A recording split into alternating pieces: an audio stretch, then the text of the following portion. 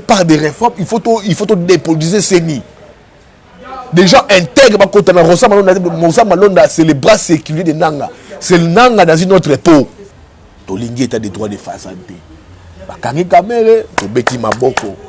Mais les bakino ba refuse la singama tembele. Moto tout à sala congolais mabé. Il faudrait l'agir les champs. Yeba tchekuna, bazona na madame naye, et comme acharnement. Il y a tas de dossiers. Je dis bravo pour Kamere, oui, il a falanga l'État. Oh, Ligue des jeunes a peur des Zoloba. Que tout le monde a office, il y a progrès général, tout le monde a gagné l'élection. Ça, tout le monde a depuis là. Justice est fouinée dans le dossier Kamere. Là, la justice. Mais là, la justice a fouiné. Mais dans le dossier Moussous, la justice refuse de fouiner. C'est comme les cas héritiers Watanabe. Bazu va tirer la fourgon, il faut que Makala, Banal Moula, Singa, Azong, ce sont des faits qui ont tué l'état de droit. Tout le monde, Mina, Janet, Nani, Kuna, pesanteur politique et côté. Et tout, peuple congolais, surtout, son monument, FCC, t'as dit, Maman Minakou déjà. Loin, on a Mabé, on a Malamu. Mais déjà, quand c'est Minakou, FCC, tu vois. Oh, tout le monde yemei, na bengi yemei, baekanga na kende. On a kende no mosalimati. Interférence politique dans la justice.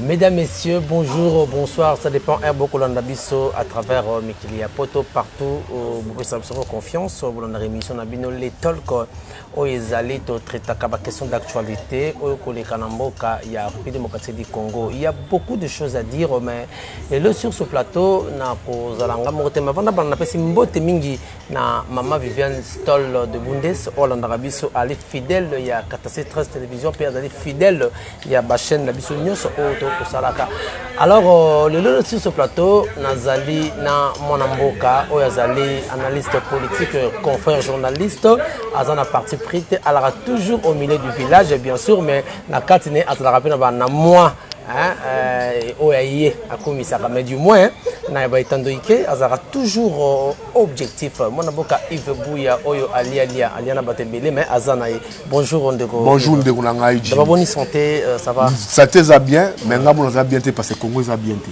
d'accord étant patriote aussi étant patriote Congo za bien Ozo mamzu ça les maka wa coalition Kabila Tshisekedi et Zumboka l'otage du peuple en otage. D'accord. Alors avant au Lobayango, nangana tout le monde na liboso zali ndeni ko juger aux analyser la politique actuelle ya mboka na. Ils ont conséquence il y a élection. Il y a hold up braquage électoral. Boké ma ponomi, bo vrai boche bateau bazana sommet à l'état ou bazana légitimité peuple. Peuple le 28 décembre, le 30 décembre de 2018, a voté qui Motonaye. A voté qui Ndeko Félix Tshisekedi. A voté qui Ndeko Martin Fayulu. Toi, devoir de vérité. Mais officiellement, c'est la CENI qui nous a donné. Il y a dit Mabou Chadar à l'obit. Tu sais, en 2018, ce qui s'était passé. Ceux qui y avait deuxième tour, je me retrouvé face à un candidat de la Mouka. La vérité, comment piment? Peut-être à quoi miser la galerie, hein? Pas quoi miser. Pépère de Babi, origine, il y a pouvoir. Il y a eu des pépères d'essai. Les pépères d'essai. C'est un devoir de vérité. Ceux qui m'ont dit mais ça, le couteau, qu'est-ce que tu as enseigné par Banabiso? Moi, je vais dire à mes enfants, quand je leur dirai, le 30 décembre 2018, c'était Martin Fayulu. Je leur dirai ça, c'était Martin Fayulu. Mais, par la magie des choses, on a pensé Tshisekedi qui est en coalition avec Kabila. Mais nous avons un devoir de vérité à dire au peuple. Mboka et qu'on fonctionne en mensonge dans le Koutate. Ce que Chadari dit aujourd'hui, et vous ne pas, ils ont tous les jours. Oh, Ligue des jeunes a peur des Zoloba. Que tout le monde a office, il y a progrès général, tout le monde a gagné l'élection. Tout le monde a depuis là. C'est bien que les PPRD aient confirmé en Zoloba. Mais nous, depuis qu'à la queue, tout le monde a gagné l'élection. C'est Martin Fayulu m'a dit, nous avons des fois de vérité. L'église catholique sait. Tout le monde a des déclarations, Yves Le Drian, la communauté internationale, la Rwanda, l'Union africaine, c'est un coup sur soi. Les Rwandais. Kagame, mais pourquoi est-ce qu'il y avait une délégation d'Elfin Kaïmi pour partir à Rwanda? Kagame, qu'il y a ça. On a un devoir de vérité. Pourquoi tout le monde maquille la vérité dans ce monde ici? On ne peut pas maquiller la vérité, on donne la vérité au peuple. Que victoire à peuple le 30 décembre, le peuple avait fait un choix, c'était Martin Fayulu Madidi, candidat Lamouka. On doit dire la vérité au peuple. Donc on continuera des générations de mensonges, il vivra dans le mensonge, il vivra dans le couta, le braquage. Non. Et c'est ça où la classe politique congolaise aime ça. Les mensonges, ils vont bloquer la boca. Ils vont bloquer la boca. Bon, il y a le triomphal, tu l'as pindai, on a trahi, comme on est l'Ikama, le président de l'EPS l'a dit à triomphal. Boké Genève au un document. Je m'étais fait ma carrière politique. Boké Bruxelles, Boké Nairobi. Boké alliance avec Kabila Nairobi. Bimiawa, parrainer Bino. Boyawa. Gérer les pays est comme un problème. Est-ce que Yves, est-ce que vous pensez que la majorité de la population UDPS à l'époque Zalaka n'a vraiment, est-ce que par exemple Martin quoi tenir devant qui va voter Kakaye? Martin Fayulu, il a la légitimité du peuple. Légitimité, on a peuple d'APC. Le peuple est souverain. Il n'aura plus cette légitimité jusqu'aux prochaines élections. Mais de quoi vous allez président légal? J'en viens. Légitimité Fayulu a qu'à perdre jusqu'aux prochaines élections. En 2023. Parce que seules les élections, et renouveler la classe politique, seules les élections échangera les dirigeants politiques. Seules les élections.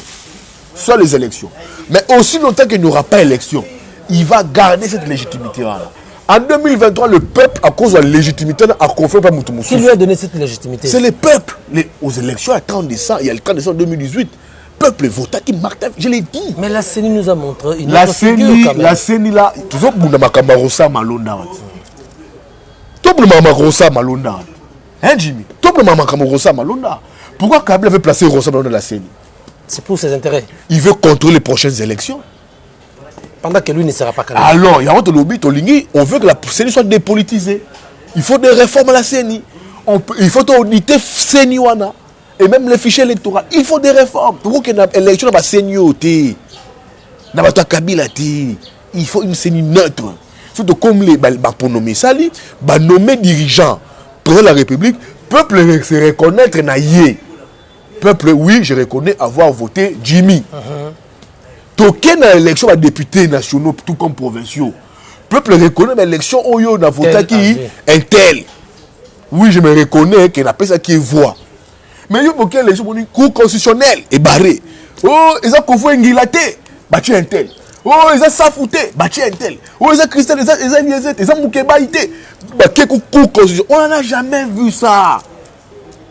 Tout le monde a monté, il y a une jurisprudence au cour constitutionnelle de chambre spéciale. La cour constitutionnelle a invalidé des gens. Souvent on vous dit maintenant, allons par des réformes.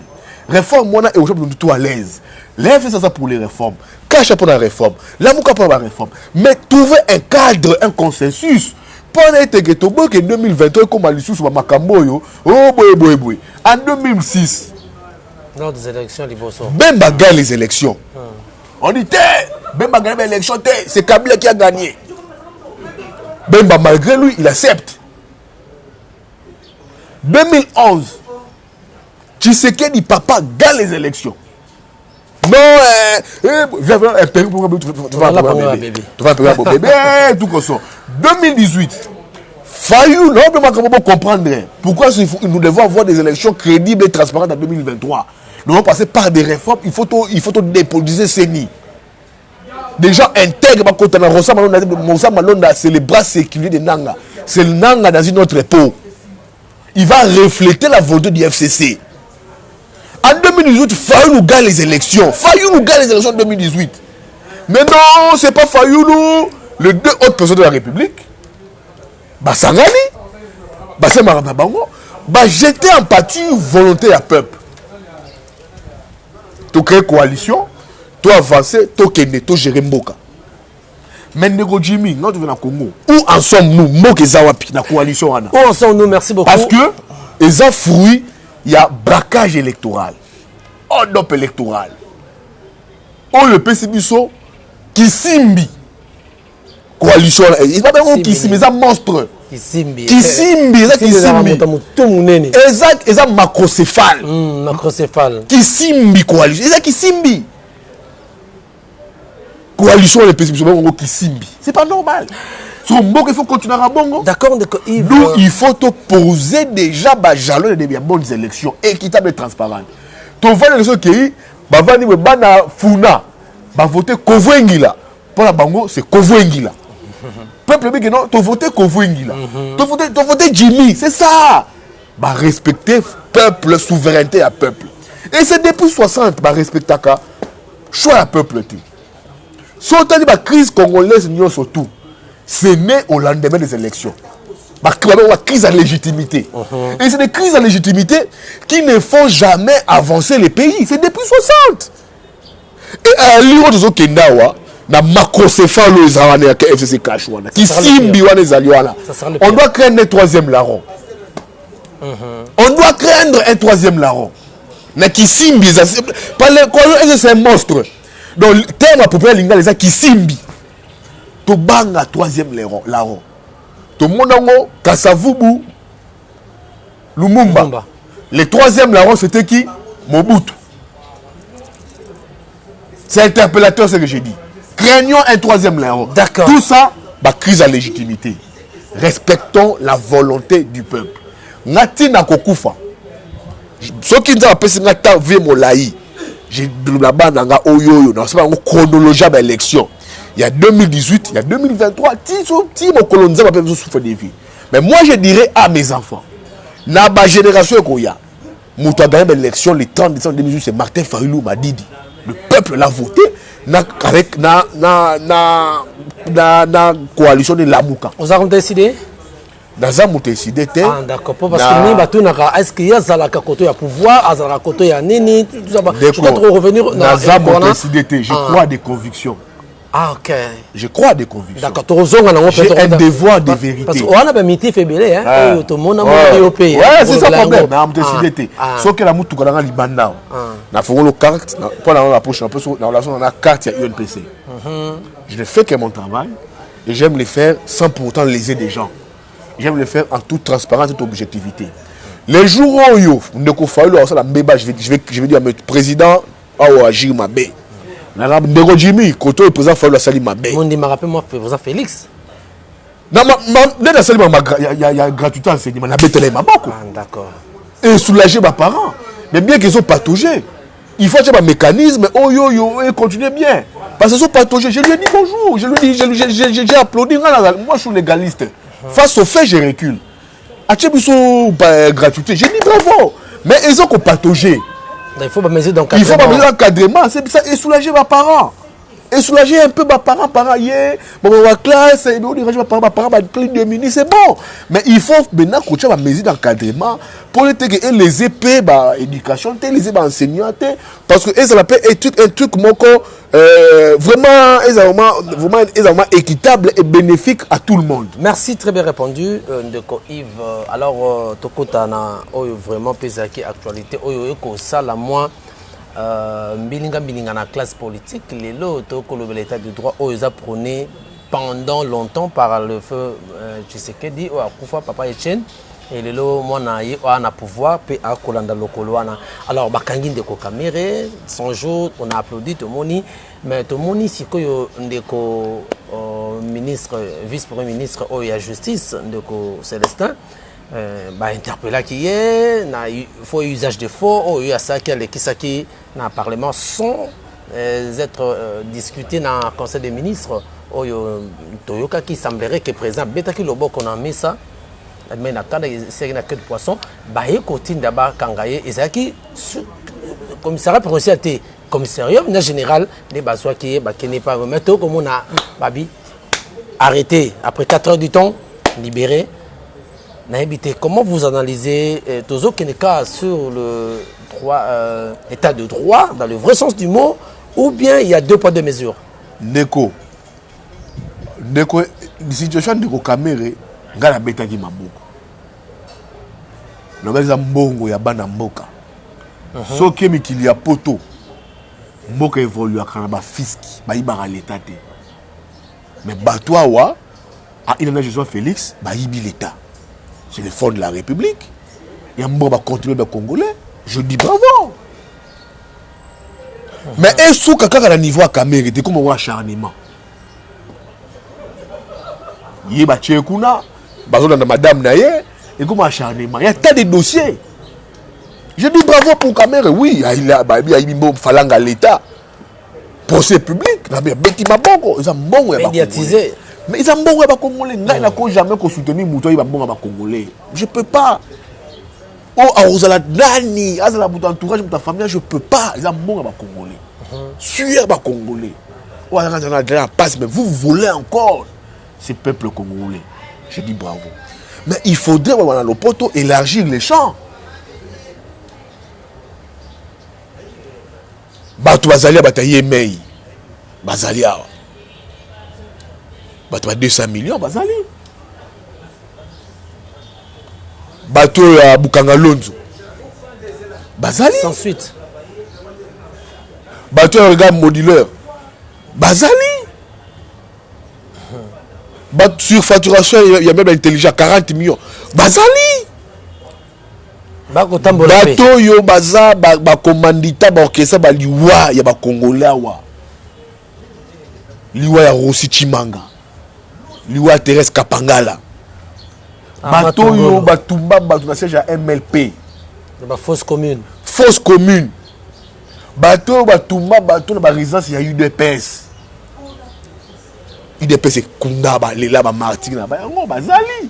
Bato yo tomba parti pour bato ba bomba ba congolais. Bazali.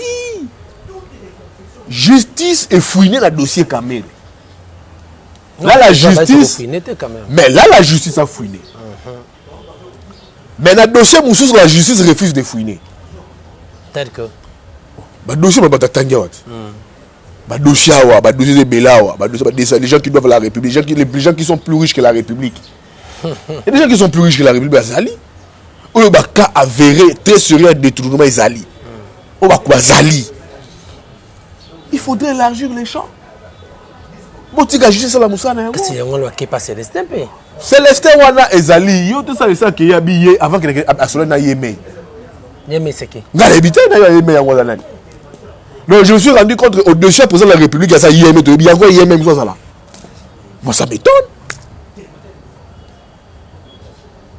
Donc justice quand il y a tout dans cas c'est et bomi état de droit. Dans quel sens? Parce que bon. Non, un ministre qui a procédé en flagrance à émettre ma vie à gouvernement à l'insu du gouvernement. Il y a eu clameur publique. Peuple Boïloa ou Minako. Il y a un premier ministre à l'objet qui avait des propositions qu'il avait données. On dit maintenant le premier ministre, c'est quoi les VPM? Oh non, j'avais déjà transmis. Mais pourquoi tu ne sais pas discuter? Le premier ministre a dit non, là il fallait pas tu ne vas pas soumis cela. Moi j'avais déjà transmis. C'est ça que c'est tout ces tollés ici. Faux usage des faux. Tu passes outre ta hiérarchie. C'est grave. Est-ce que c'était un niveau président des c'est une erreur quand même. C'est une erreur administrative. Les cas Tunda a tué l'état des droits déjà. C'est comme les cas héritiers Watanabe. Fourgon, c'est des faits qui ont tué l'état des droits. Tout le monde pesanteur politique et côté. Libéré. État des droits à double vitesse. État des droits des façades. Des façades. Mais avant que dans le lobby, avant que Kende, il m'a bien perdu. Na bengi yemei. Yemei abi Kende le mot isali maté. Où est l'état des droits quand des politiques interfèrent dans la justice? Tolingi état des droits de façade. Bakangi Kamere, tobeti maboko. Mais ba kino ba refuse la singama tembele. Moto tout à sala congolais mabé. Il faudrait élargir les champs. Bato tout ba sala congolais mabé, ba sala Congo mabé. il faut justice et s'occuper de Bayango. Donc la liste n'est pas exhaustive. Elle n'est pas, il faut Singama, il faut la Singama Tembele. Bato auto a blessé Congolais, a blessé ma famille ma Congolais, a ça la Congo mabé, a ça la Congolais mabé. Il faut justice et récupérer le dossier naïe. Ça c'est très important. État de droit, tu l'as Yangoana, tu l'as état de droit à double vitesse, c'est ça, tu l'as un état de droit où tout le monde est soumis à la justice. Mais Ndekomoko à lobby, Ndeko chef de l'État a kosala o babengi na politique Jeki Zengi. Donc Jeki Zengi beaucoup moins le rôle à confondre, mais à confondre d'une manière indirecte na bandeko wana. Donc à kokamonka na ba mambe ba na bango malgré à finir dans le passé. Na yebi politique il y a Ndeko Tshisekedi avec les FCCT, mais bien monté, mais j'essaie de comprendre. Je comprends qu'il a une difficulté dans cette coalition. Et la coalition vous a dominé à 100% par Kabila. Kabila veut faire voir l'opinion que celui qui n'est pas encore parti. Kabila veut faire l'opinion que celui qui demeure l'homme fort. Et comment vous jugez à propos de Chadari lorsque mais c'est normal, ce sont des faits. On va avoir l'opinion que Keïté, Tozali, nous demeurons forts. Kabila non, en 2018, tu as zaté. Premier ministre Kouna a recadré président de la République. Premier ministre de la Justice a une initiative à l'insu de la hiérarchie. Le président apprend cela dans le Conseil des ministres. C'est des faits qui prouvent que opinion que non, Kabila est là, Kabila n'est pas parti, Kabila demeure fort. Mais je ne sais pas comment ce Félix va s'en prendre. Peut-être que tout ça, qui opération, ces gens qui parlent du peuple. Peut-être le président peut contrepoids comme un peuple et comme la rue. Pour activer la rue. Il peut et comme un contrepoids. Ça, ils ont hypothèse de négliger. Il sait que la coalition qu'il est vraiment en difficulté. Kabila reste dominant plus dans la coalition, ça les prend la tête. Je pense que le schéma il pense que maintenant le contrepoids peut être la rue. Et aussi dans le schéma pourquoi parce que l'image, la dose FCC dans l'opinion est imbuvable. Dose FCC dans l'opinion est imbuvable. Donc, le peuple congolais, tout, peuple congolais, surtout, sur le monument FCC, t'as dit moi, Minakou déjà. Loin, on a mabé, on a malamu. Mais déjà, quand c'est Minakou, FCC, tu vois. De la figure classique. La dose FCC dans l'opinion, les produits remettent FCC dans l'opinion est imbuvable. Donc, si la rue s'activait, force à changement qu'on râler en gros, avec ma FCC, ça pourra marcher pour lui, ça contrepoids. Tu vois, l'opération, il y a des condamné acte de vandalisme, mais ils ont visité des gens, pas Mina, Katsawewa, pas Chadari, je condamne, que ce soit pour Molicho, que ce soit pour Jean-Marie Kassamba, que ce soit pour Jean-Marie Bassa, je condamne. Je connais l'acte de vandalisme. Mais ça doit être un sujet à réflexion. Ça doit être un sujet à réflexion. Donc, contrepoint n'a cause de la balabala, la rue. C'est pour dire que la rue peut vraiment résoudre les problèmes. La rue peut résoudre les problèmes. Parce que ça, souveraineté peuple. Le peuple est souverain. Seul le peuple s'est décidé, le peuple s'est décidé, même là, personne ne pourra rien faire. Mais ces problèmes, il y a un décominako, ça devait être traité par les élus du peuple. De toutes les façons, la rue reste en alerte à la Minako. La rue reste en alerte. La rue observe la procédure que ça prendra. Parce que c'est un processus que ça prendra. Il faut que le président de la République a promulgué Yango. Il faut proposer à promulguer Yango, il faut que la Cour constitutionnelle, pour conformité. La rue observe, ça passe. Félix a l'équité Yango. Même la rue va s'en prendre à Félix. Donc, seul manivelle n'a été la rue. Donc, il y a un schéma Côte d'Ivoire. Comment? Avec Ouattara. Ouattara, Charles, avec Ouattara dans Bagbo. Ouattara, élu, président de la République, à l'insu de la volonté à peuple, imposée par ma partenaire. Bagbo, élu, mais ma PC n'a été. Le peuple s'oppose à ce schéma-là. Le peuple dit non, on ne peut pas s'opposer à ce schéma-là. Ça engendre une guerre civile. Plus de morts en Côte d'Ivoire. Et je souhaite pas ça, je vois que c'est le schéma qui va arriver ici. Il y a une victoire à peuple. On place quelqu'un à la tête du pays. Il a un parti assis qui est l'UDPS. qui a aussi une partie du peuple avec lui, qui croit en lui. Et on a dans l'autre temps un Kabila, ONU du peuple, qui demeure maître du jeu. Qui demeure maître du jeu. On a les institutions.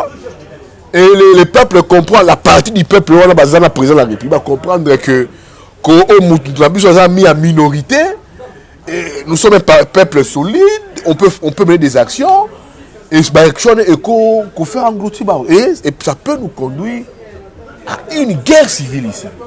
Avec aussi le tribalisme aux gagné terrain. On va nous comprendre. Tribalisme qui gagne du terrain, il y a une tribu qui est au pouvoir, on a besoin de défendre le pouvoir.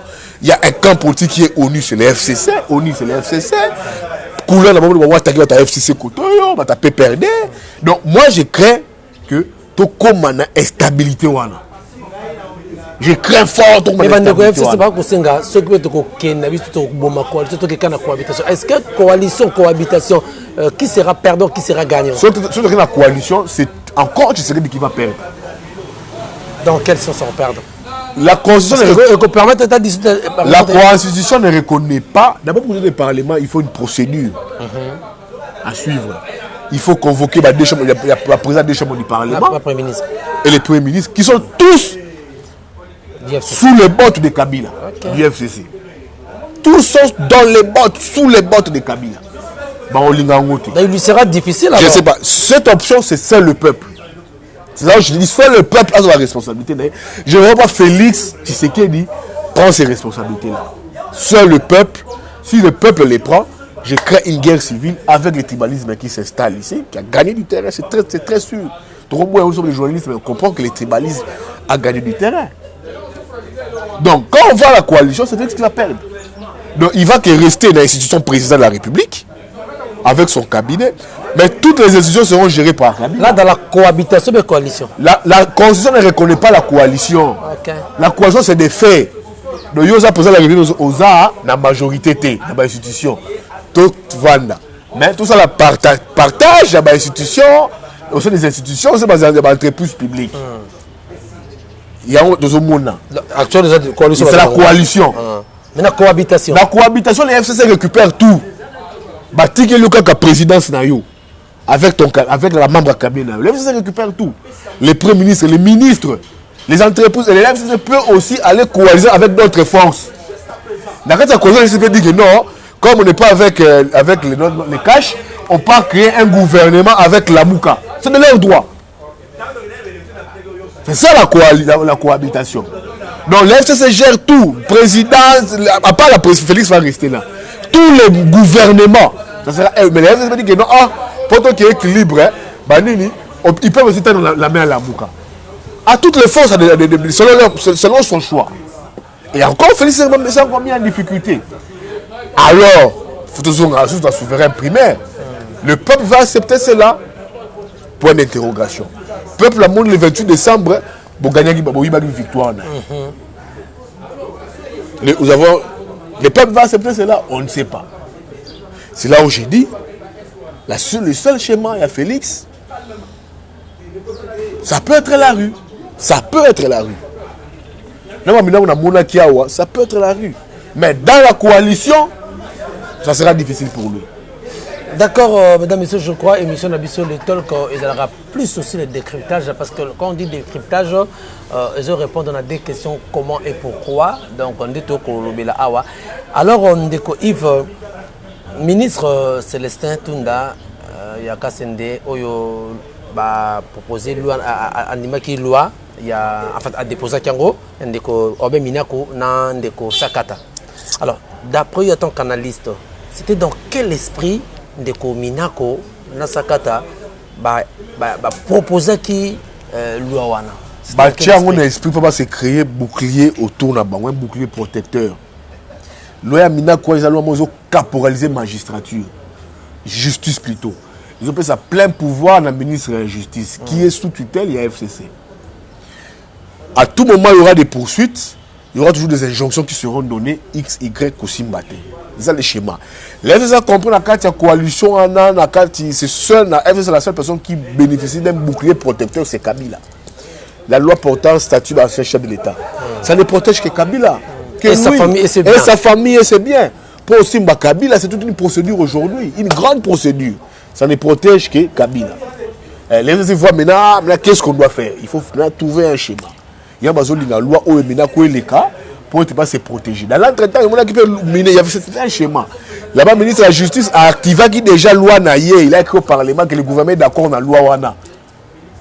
Il y a un moment où le PFCC a débattu, on a déjà jugé recevable, la personne en commission PAJ. Donc ils veulent se protéger.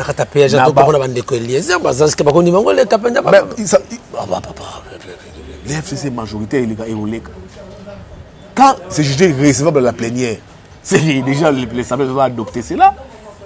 Et maintenant la commission PAJ pour étudier. Et c'est aussi adopté dans la commission PAJ. C'est ça. Il veut se créer un bouclier protecteur autour de la banque. Il veut même se protéger. Sinon, je dis même la loi, il y a une loi taillée sur mesure. C'est comme la loi Kabila, taillée sur mesure. C'est lui qui en bénéficie de cette loi-là, l'ancien chef d'État. Seul Kabila en bénéficie.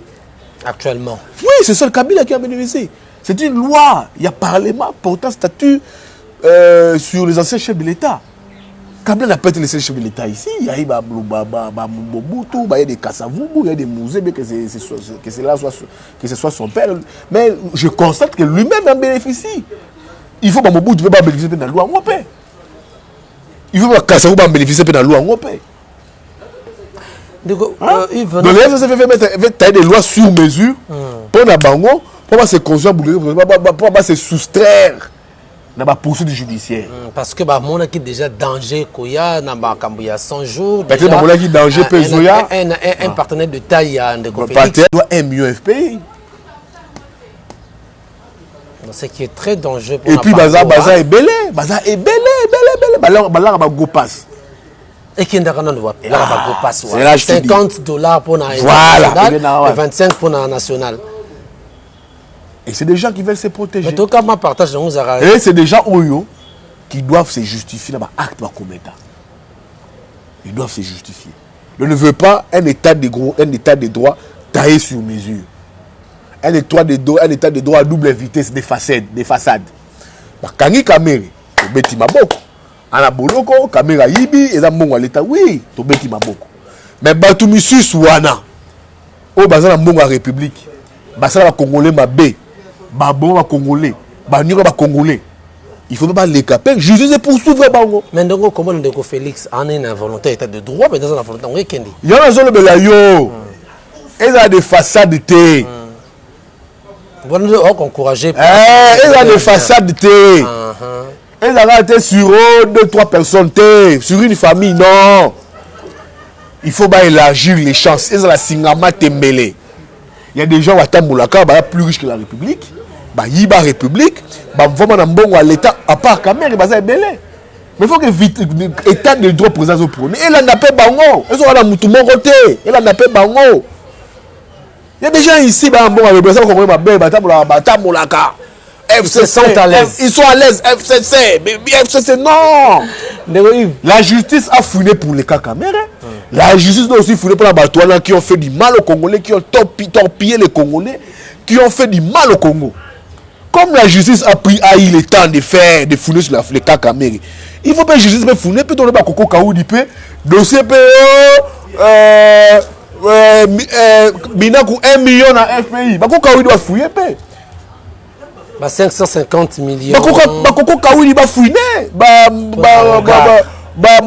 Maître Kalouba, fouiner paix. Parce que la République a été lésée. Et la République est toujours lésée. Comme on va fouiller le dossier Kamere, Coco Kaoudi, Maître Kalouba, fouiner paix dans le dossier à Batumususu. Parce qu'ils ont le temps. Tu n'échapperas pas. Vous n'échapperez pas. Pièce contre pièce. Parce que la paix. Tout le monde a paix de procès. Oui. Voilà l'état de droit. Moka et Kei na rai ya justice. Et Kei mutumyo surtout a commis na bokondi. Mutumyo surtout est soumis à la justice. Bakoko Kaoudi, bayoki tako fouine. Procureur général de la République, la République a été lésée. Kalouba, maître Kalouba, ça la plaidoirie magnifique. a fouiné près pour la Toumousous, qui doivent à la République, qui ont payé la République. Pour la République, le monde a bien clair. Le monde a clair. Là, ils ont des pièces. Caméra acheté un château là-bas, hôtel moins particulier. Caméra fait ceci, caméra. Tu mets ma boko, tu mets mon République. T'as l'année de la gérer République à une année. Tu mets ma boko. Tu mets plaidoirie à mettre Kalouba. Tu mets ce monsieur intelligent, il est brave. La République a toujours été lésée. La République a toujours été pillée. Tolingi bateau à la Koko Kaoudi. Bateau va mettre Kalouba. Ministère public on a payé. Basala on peut bateau yo qui a pillé République. Torbeta Maboko, ça c'est réellement un état de droit. D'accord, merci beaucoup Ndeko Yves.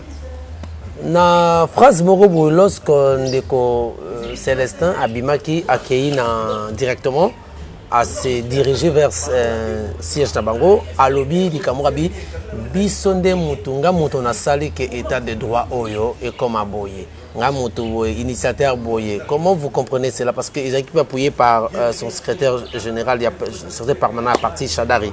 Comment on a analysé la parole on a pour le baron? C'est pour dire que Chadari, Tunda, tous non, tous ces cassés du FCC là, ils n'ont aucun respect envers Nego Tshisekedi. Ils n'ont aucun respect. Pas respecté. Nego Tshisekedi a lancé gratuitement. Chadari, on doit lancer gratuitement l'enseignement. Nego Tshisekedi a Bible ce il y a de l'état de droit. Bango, les années Bango. Il n'y a pas la Bango parce que Nego tout dans Moutou a quand même caméra. A instruit parquet pour la poursuite. Donc, c'était sur Mena Bango Bazaraki. Mais c'est ça, ça capte sur l'état de droit. État de droit. C'est ni un président. Et puis il dit ni un président. Quand je dis c'est ni une personne ni un président. Est-ce qu'ils ont des respects envers Nego Tshisekedi? Quand tu vois le Premier ministre, ils ont recadré le président de la République. Ils ont un respect envers lui.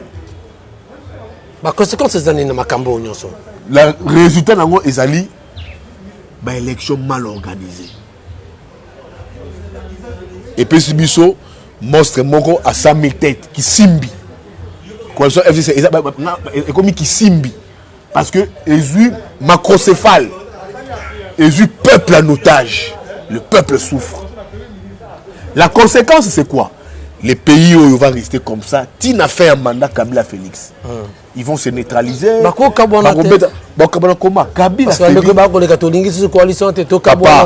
La conséquence, les pays vont avancer comme ça jusqu'en 2023. La perspective évolution beaucoup que vous avez. La turpitude de Kabila Félix se continue. 150e turpitude. Pourquoi? Kabila a besoin de Félix. De Félix. Tout comme Félix a besoin de Kabila. Kabila a besoin de Félix pour sa sécurité à lui-même. Bien aillé, plan aillé, bozunaillé, sa famille et tout comme ça. Félix a besoin de Kabila parce que Kabila c'est le patron des institutions. On va voir Migolo Yemei.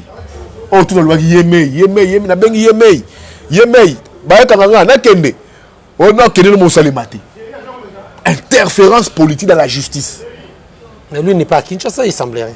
Là, je comprends, je suis sur des faits que les ministres de la justice ont dit Yemei, il y a bien Yemei Abigo Kendete.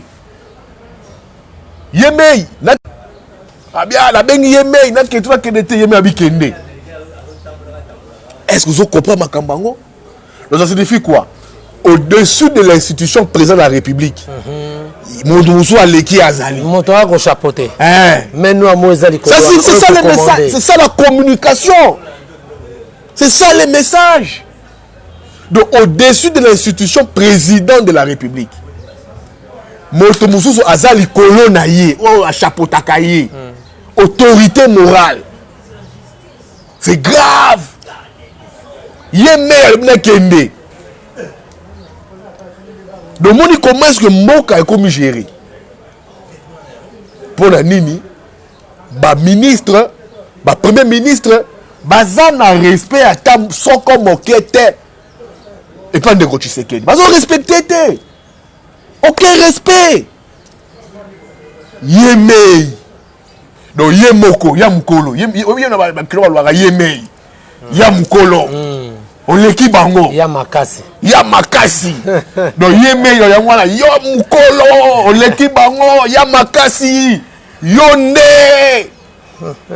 On l'équipe bango nyonso tout. Ezanga ndeke ozana ya no biki yana zane makasi. Yo message oyo ndeko yo tunda lobi. Yeme ya mna kende. Comme message communication politique tout les angondeni. Au-dessus il y a institution président. Moto azali le colonne yango. En principe, il n'y a personne. Institution président de la République, il y a une force à Yémen. OK. Il y a une force à la suprême. Au-dessus du colonne il y a moto force à la tête. Mais qu'est-ce qui fait que mais Yémen à la bouche car il y a Gala habité. Moi ça ma coalition la bango. Gala habité comment est-ce que bazo bon ça na bango. Nabi politique à présidenter pour na FCC na habité. Comment est-ce que ça va makamounaï? Mais moi je comprends que c'est des gens où ils ont respecté ka. Neko Tshisekedi dit. Et on doit se poser des questions. Bah, insubordination des autres à Wapi. C'est dû à quoi? C'est lié à quoi? Mais je te dis, des insubordinations, des impolitesses, des manques à respect. Est-ce que le président ne peut pas? Oh yo yo, ils ont chamboka en difficulté pour la coalition Moko yo, Congolais. Alembi Nero Jimmy Ngabo Vanda Bolobawa que c'est un mariage FCC cash, c'est un mariage contre nature incestueux. Bato ba finganga ba la radiamba if Bouyana amoto ya banganda ba noir. Mais les femmes me donnent raison. Je disais c'est un mariage jamais dans la réelle politique, au cause un parti qui a lutté pour la lutte pour la démocratie pendant des années, pendant Papa Etienne Tshisekedi, aussi un parti qui a la dictature pendant 18 ans. Ensemble, place moko. Dis-moi, et puis vous venez prendre la cohabitation, la coalition. Dis-moi, et qu'on marchait comment? Et ça résultante. Il y a une élection mal organisée. Banafuna, quelle élection? Baponia, biso banafuna to moni konvo ingila. Ingila. Banafuna ba konvo ingila. Konvo ingila yete, mutuana yete. Bakekuna la cour la CENI a préfabriqué ba député. Ba député belé ba fotaki wana bazé belé ba musu bike ba musu ba voter ba on bien bazali ba Christelle Voanga ba voter ba bato mais ba vrai élu ba hebani ba vrai élu ba hebani mais la CENI allait préfabriquer ba élu la CENI conséquence dans ngozani na parlement FCC 400 députés sur qui 300 plus de 400 députés côté opposition Moukié. Vous allez vous attendre à quoi? Vous voulez voter, comment? Bah, biffé, comment battre? Il y a une conséquence résultante, il y a une élection très mal organisée. Voilà de Bouya na moto comme na suka na PCP mbote mingi na honorable Rovo Ingila autre vous avez prochainement pe awa toujours na plateau de l'élu de la Funa. De la Funa. Alors na lingi to shooter na point oyo 60 ans après l'indépendance le 30 juin 1960 30 juin 2020. Analyse, est-ce qu'il y a une avancée ou bien trop de banné? Avancée Zaka depuis 60. Mok Zaka stationné. Ils ont stationné. Nous sommes dans les staticos. Et avancement, c'est dû à quoi? Il y a une crise, il y a légitimité à répétition. Quand on a une élection, c'est depuis 60. Tala makamisa entre Mobutu, Kassavu Lumumba. Quand Lumumba zone d'Ongwana, le troisième larron c'était Mobutu. Abimi. Toye Mouzaï. Mobutu est parti, Mouzé est venu. Mouzé pas d'élection. En 2006, on a organisé les élections. Bemba gagne les élections en 2006. Kabila Tikali. Et même sur la crise. Crise d'élection en 2011. 2011, Papa Tshisekedi a gagné l'élection. Kabila se maintient. Et même sur la crise. 2018. 2018, Fayoulou gagne les élections. Crise ont continué. Donc, on retenait à 60 ans. 60 ans, le pays n'a pas avancé. D'accord. Nous sommes victimes. Il y a classe politique Nabiso, il y a dirigeants politiques Nabiso, il y a comportement politique Nabiso. Il faut encore nous poser. C'est des questions profondes auxquelles nous devons nous poser. Est-ce que sommes-nous réellement un État?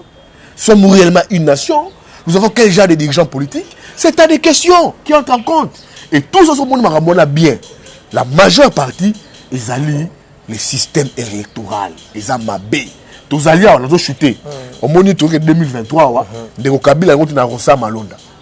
Ceux qui ne Rosa Malonda va nommer président CENI. On va faire quoi? Kabila va contrôler l'élection en 2023. Bonne liste, qui est passé député? Longola, oh Longola, oh Longola, oh Longola, oh Longola. Tcha Yves Bouya. Tcha, là il va dans la candidature. Tcha Longola, oh Kovo, Longola Kovo, Tcha Kovo. Mais l'élection on a, Kabila contrôle le processus. Et c'est même dangereux pour Félix. Voilà, Félix n'a pas aussi de chances que Azasou réélu en 2023. Kabila va contrôler le processus électoral et tout le monde en 2023 va crise au Banda. Vérité des urnes. Mais tu es déjà. Impérial. Félix a déjà 4 mandats, tu as 4 mandats. Qui te dit faire 4 mandats? Ceux qui Ronsard passe président CENI, même Félix est en danger. Kabila va contrôler le processus électoral. D'accord. Il va contrôler le processus. Il y a un moment MCC. Ronsard Malonda, c'est Corneille Nanga dans une autre époque. Corneille Nanga dans une autre époque. Figure. C'est Corneille Nanga dans une autre époque. Merci Yves, merci parce que répondre à l'invitation d'Abisso. Je crois que ce n'est pas pour la première fois. Tu vas prochainement. Pour te mettre ma solo, je crois que je remercie Jimmy à tout moment. Yo on peut ça nous bengi auto qui va déranger madame auto non parce que Yves Bambri et moi je sais pas dans plus 243 99 16 40 242 plus 243 99 16 40 242 nama tout ça là il faut des Congolais primés amour à Congo bolingo à Congo ndé parce que toi on a patrimoine ils ont des Congo. Et la Kabila Azali politicien. Mais Azali déco. Parce qu'il a géré ses pays, il était président de la République. Tobé Banaranaye parce qu'il a travaillé contre les Congolais pendant 18 ans. D'accord. La politique n'est divisée à Ok, c'était dit. Merci beaucoup Ndeko Yves. Mesdames et messieurs, nous sommes arrivés à la fin de cette émission Les Talks. Je crois que Ndeko Monsieur Soke c'est Pélicibinoté. Moi, Tobeti Libako.